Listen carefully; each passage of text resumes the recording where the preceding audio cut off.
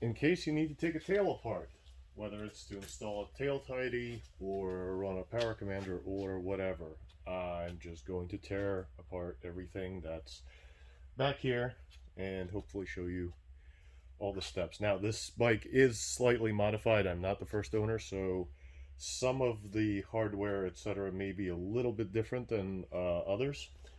But obviously, start with popping off the seat. Put that away somewhere. Now, anytime you're going to be messing with electricals, it's a good idea to disconnect the negative battery terminal. I have already done that because the battery's out of here. But pretty much anytime you're messing with anything electrical, especially starter relay or ECU or anything like that, start with disconnecting the negative. That way you won't zap yourself or weld your screwdriver to the frame or any other fun things. So anyway, first couple of things. I pulled off the passenger pegs already. This will give me a little more access to this area. Otherwise, the only difference that I saw is this has a tail tidy, but it's just four bolts, so that shouldn't be too bad. And I'm actually, speaking of tail tidy, that's the first thing I'm going to start with. Allen bolts from the bottom. There are 4 of them, and it would help to grab the right size tool. Just 4 bolts that unscrew.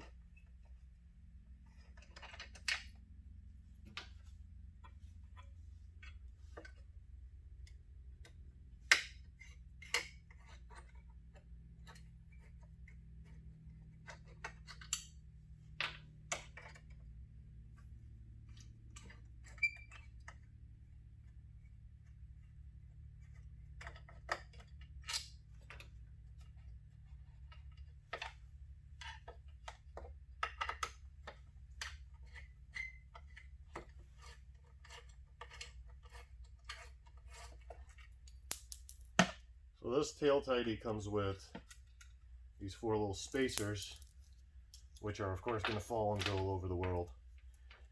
Now the next thing we'll need to free the tail tidy is to unplug the white connector. That's the license plate light. So tail tidy's out. You can set that aside.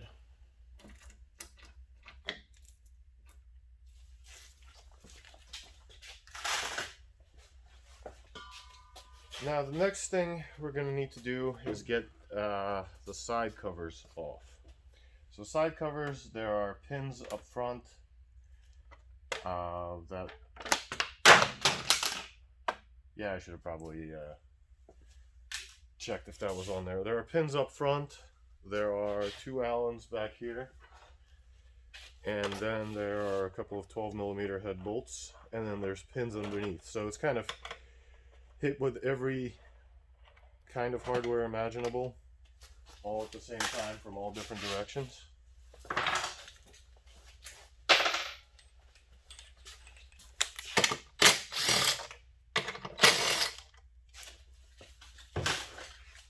So those come off. Next thing, you're probably going to need to get rid of the nuts for the seat lap that also hold the taillight.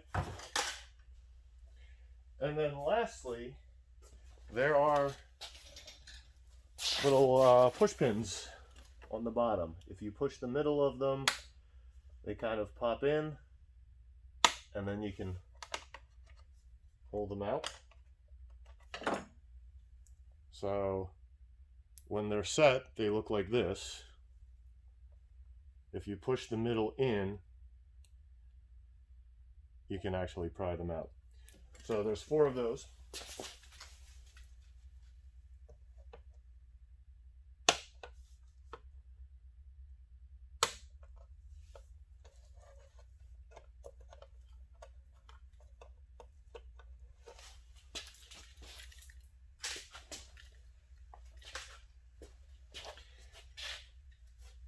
And now what we'll be able to do is wiggle the tail out. Now there's two pins. It's kind of a plastic pin going into a rubber grommet. There's two pins up front that you need to pop, and you just gently pull and they come out, or push, and then kind of just wiggle the entire assembly and go backwards with it. Now you're gonna find that you're getting stuck on the seat latch mechanism, so for that you just pull the cable up and then detach it. Then you can snake the seat latch out from the frame. So there's your tail. Here's the little pin that goes into this rubber grommet, and we can set that aside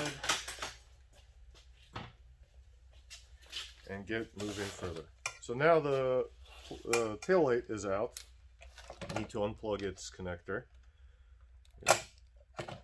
All the electrical connectors on these bikes are either push down or pull up on a tab, and then they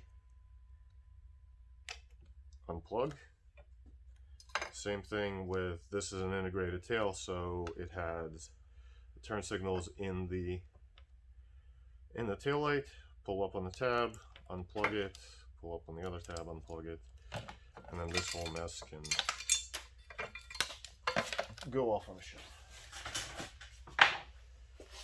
So then the next thing we're gonna be doing is, life gets a lot easier if you remove the battery.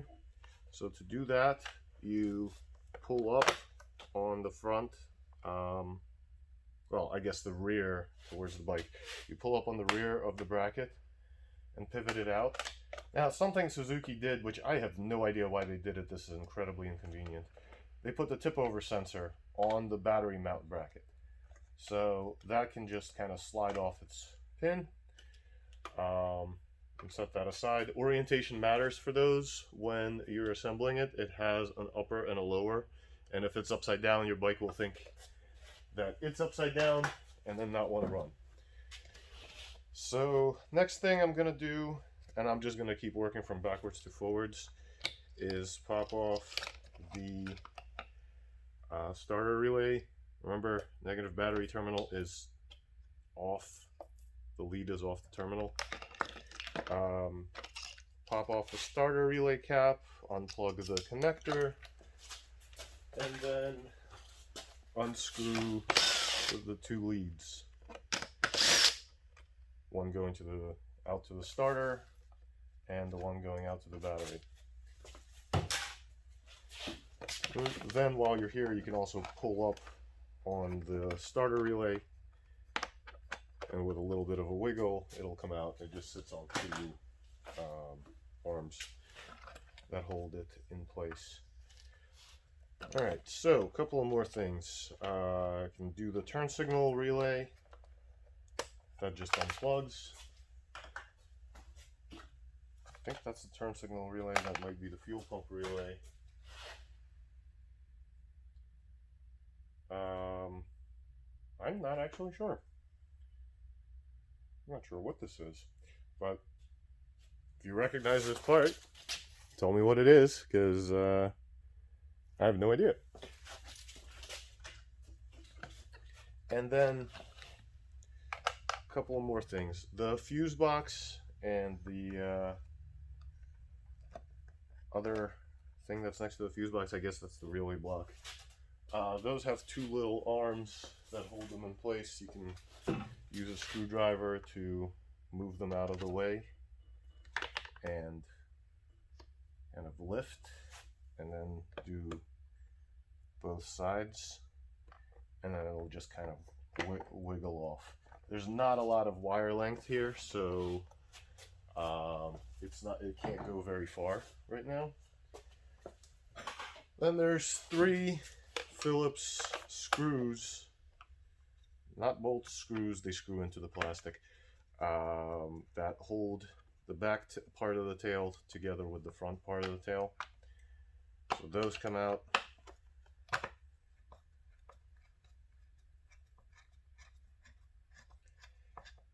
And yeah, you don't really need to follow any particular order doing these. These are just kind of all the steps.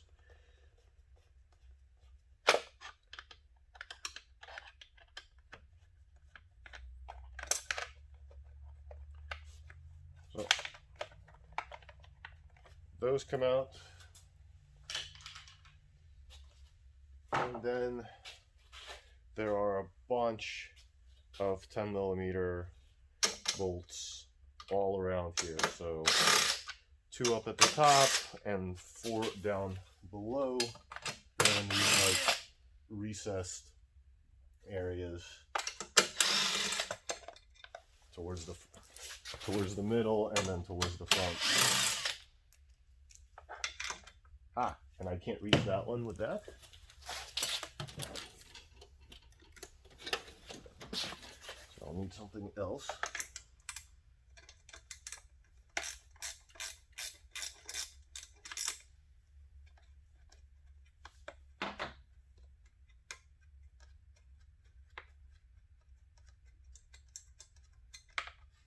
Now, right now, you would think, okay, so everything's unbolted, the tail's probably loose. Well, not so lucky. There's also this plastic cover here that's on a pin that you can pry up with a screwdriver. Pry that pin up, pull that pin out, and then it kind of holds itself into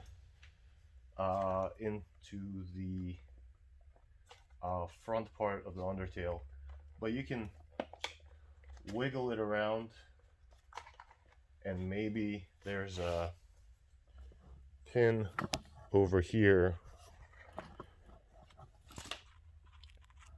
kind of hard to see, but there's a pin right there that holds it in.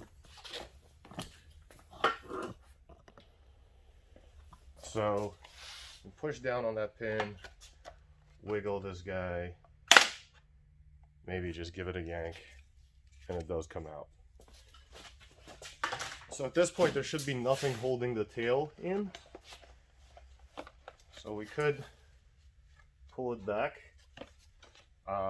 if things don't want to move, to see if you can pivot it. So what I just did was I rotated it out this way, then the cable was no longer holding it in the way. And set that aside.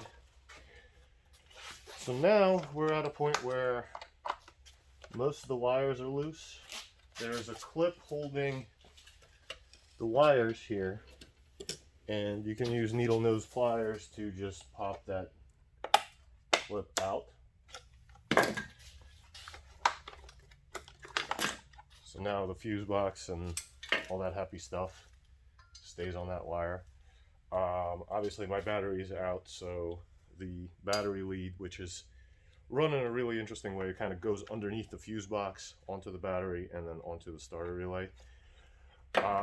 That's out. Now that I have loose cables, I can pull the ECU out. 2 plugs push on the pins, no big deal. And the last thing, it's going to be kind of hard to see, but there's a little rubber flap here that's connected to the battery tray through these 2 little rubber pins. One's here, and then the other one's in there. And they're basically in like a keyhole where you pull up on the pin, the top of the opening is bigger than the bottom, so you pull up and they come out.